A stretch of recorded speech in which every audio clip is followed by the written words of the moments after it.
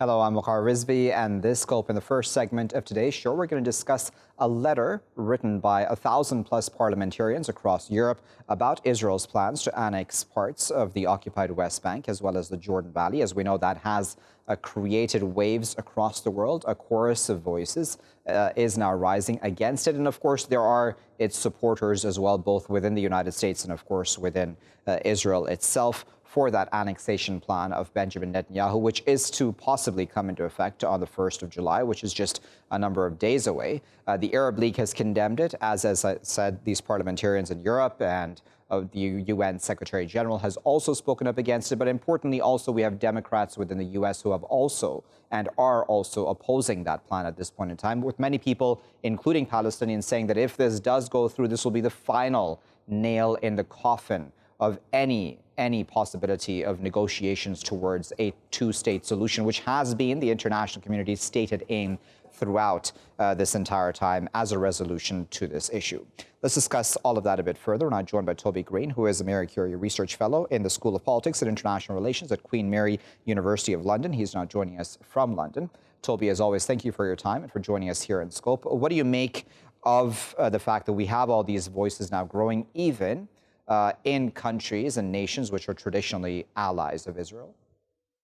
Yes, it reflects a very broad view across many states, including in the West, including in Europe, that this step would be very damaging to prospects for a future negotiated agreement between Israelis and Palestinians. Although I think if there are factors which might deter Israel from or the Israeli government, or the right side of the Israeli coalition government, from moving ahead with these steps, it won't so much be the position of European parliamentarians and European governments. There are other factors which may be more effective in deterring Israel. For example, the concern that this may trigger unrest in the West Bank and in the Gaza Strip, that it may undermine relations between Israel and its Arab neighbors, and in particular Jordan, and that it may create problems for a future relationship between Israel and the next U.S. government, if that were a government led by Biden as opposed to a government led by Trump. Nonetheless, the current Israeli Prime Minister Benjamin Netanyahu sees this as a moment of opportunity, a window of opportunity, whilst he has a very supportive administration in the White House, to try and change the rules of the game with respect to the Israeli-Palestinian arena, and to underline Israeli claims to territories in the West Bank that the Israeli right, at least, would like to keep permanently part of Israel. And so he is highly motivated for that reason, and also for personal political reasons, to try and move in some way forward on these issues, though how he would do so is also open to question. Even this administration, interesting, hasn't been when we've seen the statements coming out. So, for example, Pompeo just recently said this is a decision that is left up to the Israelis, essentially, where a lot of people have taken that to possibly mean that the U.S. is, yes, supportive behind the scenes, but will not be the one leading this effort in any way, even though there are senators on the Republican side that do want that to happen as well. But the Israelis very much leaning on the Americans still? It's not always clear who is leading whom in this process and what the U.S. administration's position is. In fact, we can see quite openly that there is not a clear consensus among the advisors around President Trump about this move. There are those like Pompeo who say this is really up to Israel to decide. There are those like the U.S. ambassador to Israel, Ambassador Friedman, who seems very, very enthusiastic and ideologically committed to moving forward in this direction. There are others like the president's senior advisor and son-in-law, Jared Kushner, who is much more cautious and seems much more concerned about the impact of moving ahead unilaterally on relations with Arab states and on the support of Arab states for Trump's broader peace initiative. So there is no clear consensus from the Americans. It also, of course, within Israel, the Israeli government is currently made up of two halves, two sides, that which is loyal to Netanyahu and their coalition partner. The other side of the government is loyal to his rival, Benny Gantz. They're now sitting together in a national unity government. The sort of center-left element of that coalition is also rather skeptical of this move. So there are many factors in play here, many moving parts. And we'll wait to see what happens when Netanyahu decides to move. There are many different options. He's not made clear what kind of step that he would take. He could do something more symbolic and begin a process which may take a very long time to work its way through, and that may and the exact nature of the decision or type of a political move that Netanyahu seeks to push will also determine the sort of international response that we will see. Speaking about the international response, Kelly Conway, who, as you know, is the advisor to Donald Trump as well, she said that basically that we've seen this sort of hyperbole and rhetoric towards what may happen, right, vis-a-vis violence in the region or instability. And then she referred back to times such as when the U.S. declared Jerusalem as the capital of Israel and moved its embassy there. She said that at that time, too, there were a lot of expectations for instability in the region that did not come to the fore. Do you think that in large part that she's right, where we're just expecting this to be destabilizing, but that may not play out, where Israel sort of, in some people's minds, gets its way? Well, I don't think it's. I think that there was a violent response to the U.S. decision around Jerusalem. Although it's true that Palestinian populations, both in the West Bank and to some extent the Gaza Strip, are deterred to some extent from escalating violence. But nonetheless, that threat is there. And the most credible articulators of that concern are those in the Israeli security establishment who warn that this is a danger, a risk, that this step could escalate violence or unrest in the West Bank and in the Gaza Strip. And whatever level of risk that is, they would argue that it's not justified, given that from the perspective of many Israeli mainstream policymakers and security experts, that the benefits of the annexation step are rather limited, since Israel has de facto control of the territory. In any case, the risks of triggering unrest are therefore not justified. Whether or not or how Netanyahu will interpret and respond to those concerns coming from the Israeli security establishment remains to be seen.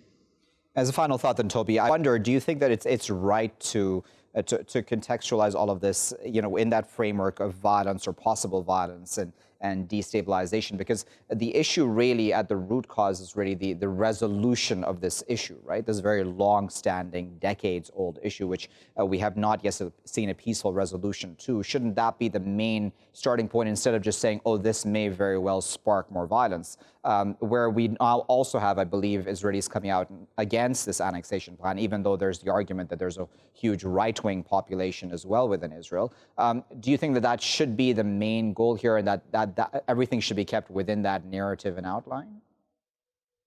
Ideally, those that would like to see a peaceful resolution to the conflict would like to see a negotiation between the parties on the basis of an agreed framework for a two-state solution. The problem is we are faced with a legacy of failure in final status negotiations and deep skepticism and distrust between the sides. In that context, those in Israel that would like at least to keep open the window for a negotiated two-state solution are calling on Netanyahu not to take steps that would make it impossible for future generations, or make it much harder for future generations to secure a conflict-ending agreement. These sorts of steps, applying Israeli sovereignty to settlements, would make it harder for a future Israeli government to make territorial concessions that would make a peace agreement possible. Whilst there's quite a broad consensus in Israel that a conflict-ending agreement is not really possible today because of the political problems on all sides and the political dysfunctionality of the Palestinians, who are, of course, deeply divided internally, there are many in Israel who would like to preserve the window or the opportunity or the possibility to make a conflict-ending agreement in the future, which would separate out the Palestinian territories in the West Bank as part of a separate Palestinian state, and caution that this step will foreclose the possibility for Israel, for future Israeli generations or future Israeli leaders, to be able to make those kinds of decisions in the future. I think for international policymakers, if they want to contribute there are obviously a lot of sort of vaguely worded threats circulating in the diplomatic community at the moment, that this will undermine relations with Israel. I think alongside that, Western leaders, European leaders, also need to think about what kind of carrots, what kind of incentives that Israelis actually care about. Things like recognizing Jerusalem, or at least West Jerusalem, as Israel's capital, recognizing that Israel is the nation state of the Jewish people, and in any future peace agreement, any Palestinian right of return would be to a Palestinian state, recognizing that major settlement blocks will become part of Israel in a future negotiated agreement, and that these things are possible if Israel returns to the broad consensus of a negotiated agreement based on the 67 borders, but will become impossible if Israel moves unilaterally. I think if those kinds of incentives are on the table alongside the threats, it might be a more productive position from European governments. Very well. We'll leave it there at that. But of course, as always, we appreciate you taking your time out to share your insight with us on this. As we know, viewers, this is possibly an explosive situation. Of course, we've been here before, though, as Kellyanne Conway there correctly said, because it is also troubling to always outline and use the narrative of possible violence, right? As if we can only ever really expect that in response to these sorts of Israeli moves. What of the fact that even Israel continues to say it wants a two-state solution, doesn't really want that two-state solution at all? We know the Trump Middle East peace plan didn't even involve the Palestinians to begin with. So, you know, to just continually always speak about the Palestinians as these violent people, or the Arabs as these violent people who will always ever respond in a violent fashion to whatever Israel does, that is also sort of demeaning, isn't it, to the other side? Nevertheless, though, at this point in time, as we've discussed, European parliamentarians, as well as even those within the United States, such as Democrats, and even to an extent Republicans, are disturbed by this plan for annexation on the part of Israel, where even Pompeo is sort of taking this hands-off approach, although one would imagine that if Trump sees his political career glued to this issue, then he would do his part in ensuring that he supports Israel at this time if it decides to go through with annexation. Will there be a violent outburst? What will it mean with relations for Arab countries such as Jordan? Otherwise, all of those are, of course, important issues to discuss, but the main issue remains the occupation and the fact that this issue is not yet resolved peacefully and properly in a just fashion at this time. I'll be back with my next segment after this break. Welcome back, viewers. You're still here in Scope with me, Waqar Rizvi. Now, John Bolton's book, of course, has been making the waves ever since it's now set to be released today, I believe itself, in fact, in the United States at least. And now, of course, parts of that book have been released already online and through different various media outlets. And one of the important parts that's come out within that is Trump's policies vis-a-vis Iran. Now, there was a time, apparently, where Trump was told that he should be prepared to attack Iran directly, though he said instead, when John Bolton brought up the topic, that he would be prepared to back Israel to do so, in fact. What does that say about Trump's Iran policy? What does that say about U.S. policy in general, really, towards Iran as well? Because we know this is coming out of the mouth of John Bolton, and Bolton is not exactly a friend of Iran. He is, in many regards, seen as a hardliner when it comes to Iran within the U.S. establishment. And he even describes how walking away, the U.S. walking away, that is, from the JCPOA, the Iran nuclear deal, was one of the happiest moments during his tenure as National Security Advisor to President Donald Trump. Let's discuss all of that a bit further. We're now joined by Hans-Jakob Schindler, who is a former German official who served in Iran between the years 2005 and 2011. He's joining us now from Berlin. Joining us from Caversham in the UK is Farhang Jahanpour, who is a retired professor from Isfahan University, and he's also currently a member of the Kellogg College at the University of Oxford. Farhang and Hans, thank you both for your time today. Hans, let me start with you. What do you make of Bolton's assertions about how Trump was essentially not prepared to directly attack Iran, i.e. the U.S. to directly attack Iran, but was very happy to let the Israelis do so? Well, I mean, not having been in the room, I would still assess that this is a very credible claim of John Bolton, as you rightfully pointed out. He has made never any secret of his intentions of what should happen with Iran, and that a military solution will eventually be the only way forward, and has worked diligently in his career to bring it to that point. But he is the absolute spearhead of that one faction within the American political system, and there are a couple of other factions, some of which prefer to just incredibly increase the economic pressure to let the regime collapse itself, and a very much smaller faction that tries to reach some kind of a modus vivendi via a negotiated solution. And so it is no surprise that in a fairly uncoordinated US administration that we're experiencing right now, there is a reflection of some of these factions within the administration, and as Bolton describes, clear administrative infighting to the point where access to the president becomes an issue within the White House itself. Indeed, and Farhang, it sounds like almost like where Trump didn't want to get his hands dirty, but was fine for the Israelis to go ahead and do so if it came to an attack on Iran. Is that your reading as well? It seems to be. First of all, let me just say that Bolton has been what they call an uber hawk right from the start.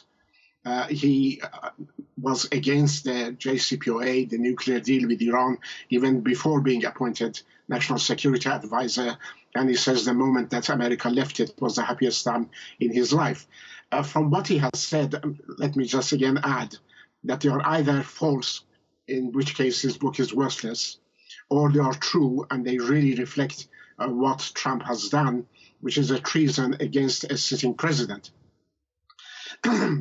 But from what he says, it becomes quite clear that both he and, unfortunately, Secretary of State Pompeo, and of course, above all, Netanyahu, have been pressing President Trump to launch an attack on Iran.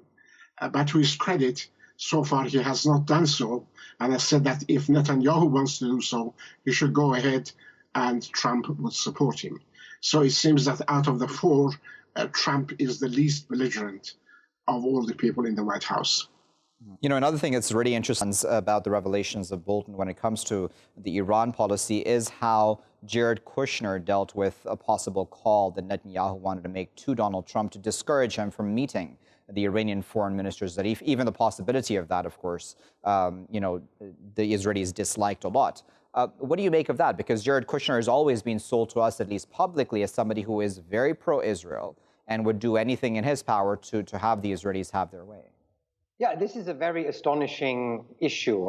Obviously, I'm sure this is not the first time that in any White House, who speaks to the president at what point is a issue of political debate. And this was a very specific situation where it was very clear that Netanyahu apparently wanted to dissuade Donald Trump from allowing Zarif to attend the G7 meeting, which would have been an incredibly diplomatic, complicated thing to sell to the French in Biarritz, which happens to be in France, i.e. telling the host nation that they cannot invite to their own country whoever they like to have. So yes, this is an interesting story, but it's also a reflection of the inconsistencies of the overall Iran policy of this administration. It's neither hawkish in the sense that they're going to a war, nor is it in any way particularly succinct, apart from the one point that they want to have maximum economic pressure, but it's still not, from a European perspective at least, not 100% clear what this economic pressure is supposed to be achieving. A better JCPOA, a different agreement, a collapse of the regime, to what purpose? What is the outcome if the regime would collapse economically or politically? These are all issues that unfortunately, the current administration has not really outlined in any sufficient detail.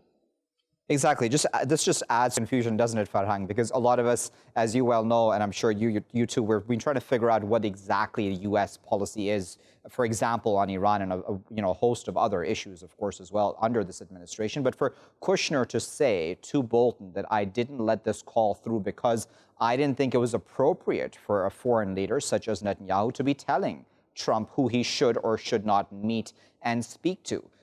That says a lot, and that just adds to confusion, right? I mean, I don't know if we could imagine ever Donald Trump sitting across the table with Zarif, but I mean, if that were to happen, that's not for Netanyahu to decide. I mean, what is your take on that? I think, as Dr. Schindler said, I find it quite strange, to be honest, because our view of Kushner is not somebody who is extremely reasonable on these sort of issues. But I think I can understand that, again, compared to Bolton, and even maybe Pompeo, is a bit more moderate. What Israel and its supporters fear most is for America and the United States getting close together. And they were worried that if they met, because as you know, the French president was trying to bring about some meeting at the UN, and they try to stop it because they're scared that if either Zarif or President Rouhani met Trump, they would persuade him to follow a more conciliatory policy. And I think this is something which they try at any cost to stop. And from what he says in his book, I think at least this part of it I agree with, that the Trump administration has no philosophy. He says he's neither conservative nor liberal. He simply has no philosophy. And I think I would add that he has no strategy, because his whole approach to Iran and to many other issues has been very self-serving, very confusing, and going from one extreme to another. So I think his only philosophy, as Bolton says, is re-election, and he really lacks any overall strategy or philosophy. I think that seems to be true. You know, on the top of the meeting between a U.S. president and Iranian foreign minister, Hans, I wonder, do you think that that should happen? I mean, obviously, that would be a tough sell for both sides, I imagine, within the current political climate that exists between the two countries. But should that be happening, even with the kind of, disorganization that we've seen within the Trump administration, would that be an important opening to have occur? Well, the question is, what is such a meeting serving for, right? So obviously, the normal diplomatic procedure on how to restart a negotiation is to go from the bottom up. So you start at a track 2, track 1.5, then a low-level official meeting, medium, high level.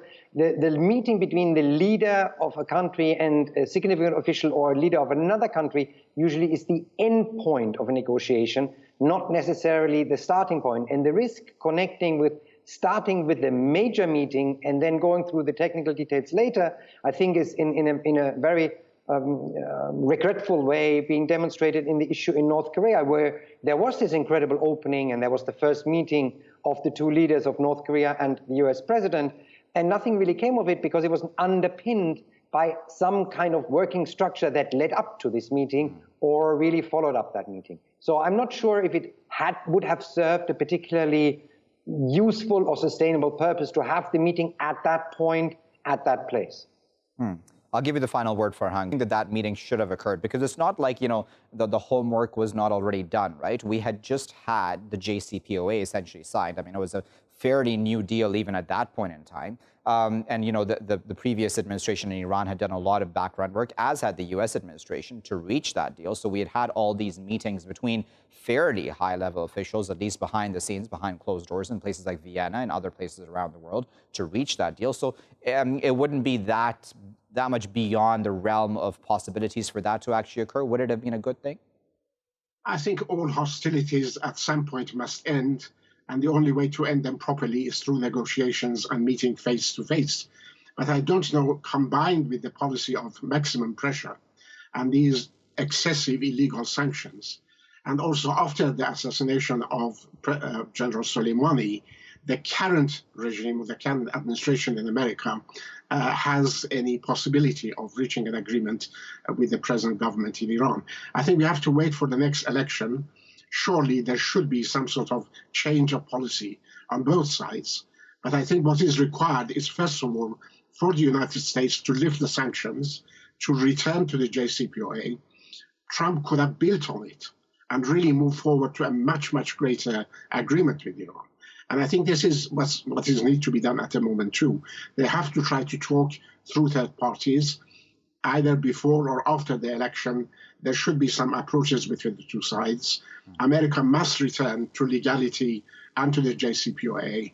And once they do that and lift the sanctions, then I think it provides an incentive for Iran to again go back and reverse the few infringements they have had of the JCPOA and start talking and probably even going beyond this to more important regional issues. Very well. We'll leave it there at that. We appreciate both Farhang and Hans for their time today and for the context that brought to the discussion, because it's important to realize that, as we've said many, many times previously on this show, Donald Trump's foreign policies, or even domestic policies many times, are just haphazard, aren't they? And the way that Bolton has termed the incidents that have happened vis-a-vis Trump's Iran policy make Kushner, out of all people within the U.S. cabinet and with the U.S. administration, seem quite reasonable, where he's blocking a call from Netanyahu to Trump directly at a time when he says I don't think it's appropriate for a foreign leader such as Netanyahu to be telling the president who he should or should not be meeting. And this, of course, about that possibility, just possibility of Donald Trump meeting Foreign Minister Zarif of Iran. Would that meeting have occurred? Should that meeting have occurred? We don't know, of course. And we don't know what both sides were thinking at that exact point in time, although the Iranians and Americans, I imagine, would say publicly at least, no, that meeting should not have happened within the context of that time and the situation and the political difficulties between the two nations. Nevertheless, for the Americans to say that, okay, Israel can go ahead and attack Iran and will tacitly at least back it, that's also worrying. So we have this confusing messages coming out even in Bolton's book, where he basically is describing an administration where its policies are completely haphazard and disorganized. It doesn't seem to be that they have a strategy to begin with, as Farhang said. I'll be back with my final segment after this break. Welcome back, viewers. In this segment of today's show, we're going to discuss an Associated Press Newark Center for Public Affairs research poll, which shows that a majority of Americans want some form of criminal justice reform within the country. Now, of course, there are varying degrees of that. So 29% think criminal justice system needs a complete overhaul. 40% say it needs major changes. 25% say it needs minor changes. Now, if everyone can agree that some form of changes are required, what changes should be implemented? There's always that example when it comes to discussing the issue of defunding/dismantling the police, which you know is something that's spoken of a lot these days, especially within those BLM protests taking place. There's the example of Camden, New Jersey, which is brought up again and again, but that's not as simple an example either, because it's not like it was just a dismantling of the police department. There was a rehiring of many of those very police officers back again. But then there is, of course, this fairly legitimate argument to be made about having other experts, such as mental health experts and others, on board as well to try to have situations diffused instead of escalated when it comes to police involvement or the involvement of anybody within the community in trying to deal with different kinds of situations that may occur. So let's put that now to our guests, because, of course, within this, we also have the polarization of U.S. society, right? We have the fact that Republicans and Democrats do differ to the degree that they would want changes. And then, of course, the black community and the white community as well. There are fairly large differences in percentages between those two communities, as well as to how all of this should be dealt with. We're now joined by Jeffrey Marty, who is a Republican strategist and attorney. He's joining us now from Trinity, Florida. We're also joined by Michael Lane, who is the founder of the American Institute for Foreign Policy, and he's joining us from Washington, D.C. Michael and Jeffrey, thank you both for your time this morning. Jeffrey, let me start with you. What do you make of essentially all Americans agreeing that some form of changes are needed within the criminal justice system, but we can't seem to agree on exactly what that means? I think one of the problems with a poll like this is that we have issues with how people define the terms major change, moderate change, or otherwise.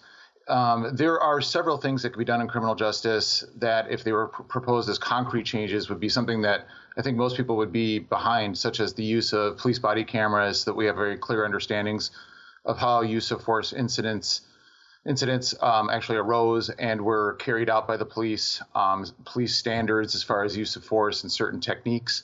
If you recall, the Eric Garner case in New York City was something that where the police used a chokehold, by hand, but actually he ended up dying as a result of that.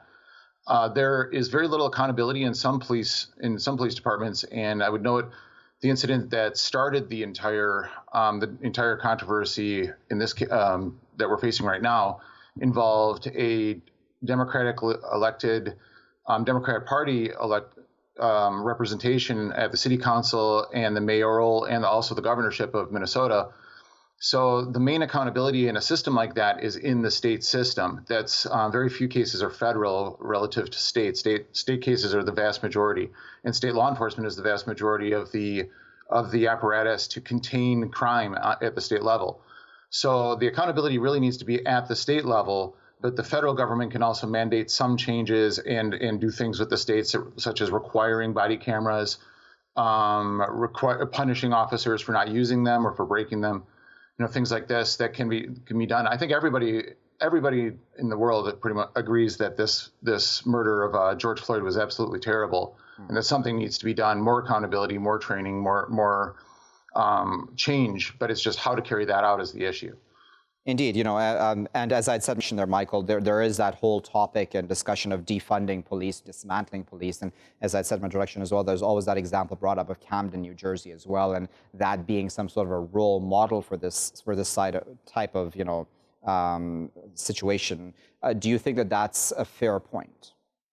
There's even some lack of agreement as to what the term defunding the police means. Does it mean, as the chairwoman of the city council in Minneapolis has espoused on television quite articulately, that we are just going to abolish our police force? We are going to sever our relationship with a toxic law enforcement agency? Or does it mean that you're just going to divert some funds that have been going to law enforcement to other revenue streams, particularly social work, that might go a step or more in the direction of preventing crime in the first place? So when you look at that, as you pointed out, Waqar, the vast majority of American people do not support defunding the police. I don't see why we can't do both. I mean, we talked about or you mentioned in your opening as to whether or not there would be other methods of dealing with things, such as sending a social worker or something along with a policeman to a domestic incident, for instance, or something like that. In large cities, not in small town police forces, but in large cities, all police officers go through that de-escalation training. They go through how to handle a domestic call. They go through how to handle de-escalating something on the street. That doesn't necessarily make them experts. They only get so many hours of that kind of training. And then, of course, they have on-the-job experience. But 99.9% of all police would rather de-escalate a situation. It's the small handful of police that are truly bad cops and need to be gotten rid of, that tend to escalate things as they did in this Minneapolis situation. And so I think that, part of what the reform should be all about is a method of decreasing the influence of police unions that act to prevent bad cops from being washed out of the system. That in addition to the things that Jeff mentioned of, we need more information that will be provided through body cameras and things like that. But if we can get rid of the handful of bad cops and get rid of them forever, we'll be so much better off. All right. So how does one then filter the bad cops, quote unquote, out, Jeffrey? Because I imagine that's not very easy to do, right? Where you have, as Michael there mentioned, the strength of the police unions, and we've already seen the strength of them play out, in some regard, when we had the New York union head, I believe, speaking there, and he spoke very passionately, of course, defending his officers. But then that's on the other side can possibly be seen as problematic as well, as I'm sure you can appreciate. And then there's the other entire issue here added on, where many people talk about the militarization of police, right, where they have so much equipment, where that sort of increases the possibility of ever more violence and possibly having those bad cops acting out in pretty bad, violent ways. I think I would agree with Michael in the sense that the police unions are very, very powerful entities in some cities, and that would definitely include Minneapolis in this in the case for George Floyd. The officer who ended up murdering him had 3 prior shooting incidents to his name, and he also had over a dozen citizen complaints, and at least 2 of which were found to be justified. If you allow somebody like that to stay on the street over and over again after situations like this, multiple complaints, multiple disciplinary proceedings, and then the chief himself of the Minneapolis Police Department was somebody who was actually the head of internal affairs prior to assuming the mantle of being the police chief for several years. So he had a chance, let's put it that way, to do something about this, about Chauvin before something happened. And if we don't take people like that off the street, and they keep on, using force against citizens, and they keep on getting complaints, that's really a failure of the internal police department itself. And maybe on some level, a failure of the state for not having a law enforcement entity that citizens could go to in these types of situations so you can circumvent the police. It's very hard to get the federal system involved in a state case. I've actually tried to do it myself before. I was a defense lawyer for a number of years, and it just was not. It's very difficult, despite what you end up seeing. And although I'm a Republican myself, as far as party goes, I'm very much, I've a fair amount of experience in the criminal justice system. I've defended over 2,500 defendants. I've seen many, many instances of police misconduct. I've seen many cops where you have to take a look at who's saying what, and who to believe pretty much by who is the one giving the narrative, unfortunately. And if these kind of people, if everyone knows but no one says anything and no one does anything, I think it's somewhere where you're never going to really have a solution. You have to have the ability to weed out the bad ones, because most are not. Most become police officers to help people. And blaming them all for the actions of the few is certainly not the remedy. Indeed. Michael, I'll give you the final word. Another term that's been thrown around a lot recently is qualified immunity, right? Where police officers in some way are protected from lawsuits and from being held accountable. I know I'm using very grand general terms here, of course, but that's at least the understanding on the part of many. Do you believe that qualified immunity should be something that's on the table, that needs to be removed at this point in time as well? I wouldn't remove it. I would certainly review it. We have a situation where bad cops are being prosecuted now. Bad cops are being fired now. Somehow we figured out a way around the problems that we've had. And so I would hate to create a situation where good cops, in the routine course of their duties, would be exposed to frivolous lawsuits and those kinds of things that would really prevent them from doing their job. We need to review it. We need to come out with a reasonable balance on it. But I would hate to get rid of the general immunity that law enforcement has, because our society is a very litigious society, and people who are very much in favor of creating a little bit more anarchy and a little bit more civil unrest would certainly use the criminal justice system then as a tool to obstruct the police. And we need to make sure we don't create the opportunity for that to happen. All right, we'll leave it. But of course, we appreciate both Michael and Jeffrey for their time this morning. Jeffrey, they're speaking to us from Florida, and Michael speaking to us from Washington.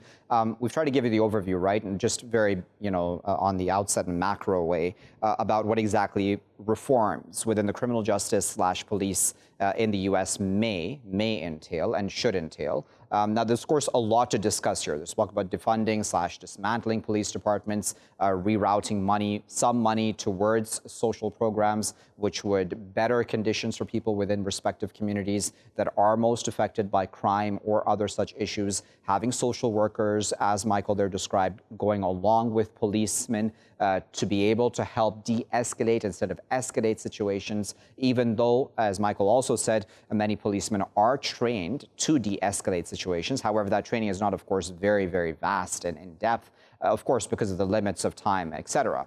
Now, as Jeffrey there has described as well, even on the other side, even within the Republican Party, we do have an understanding that this needs to happen. But again, the discussion is about what needs to happen. Because again, you don't want to not have any police at all. You do need to keep your community safe. But it's about how do you keep your community safe at the same time as not having those sorts of police brutality incidents playing out as we had with George Floyd. And of course, a whole host and long list of other such incidents as well. I'll leave it there for now. I've been Waqar Rizvi. Thanks for watching.